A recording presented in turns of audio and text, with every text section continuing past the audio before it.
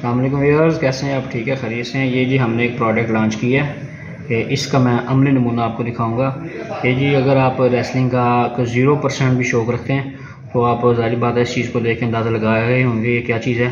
ये pure metal की बनी हुई है, इसकी आवाज़ से आप अंदाज़ा कर सकते हैं।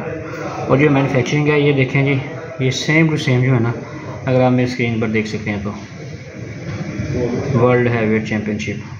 तो ये हम एक नई प्रोडक्ट लॉन्च करने लगे हैं। इसके अंदर हमने अब जो है ना वो मोल्डिंग और जो इन्वेंशन करनी है वो करनी है हमने वॉच की। अगर आप इंटरेस्टेड हैं और आप शौक़ रखते हैं किसी बेल्ट वगैरह का या किसी भी किस्म की एसेसरी जो WWE से लिंक हो तो आप हमारे से रब्ता कर सकते हैं। हम इंशाल्लाह आपको निराश नहीं करेंगे। ये सारी हमारी अपनी प्रोडक्ट हैं। ये इंस्टाग्राम के हमारी आईडी है।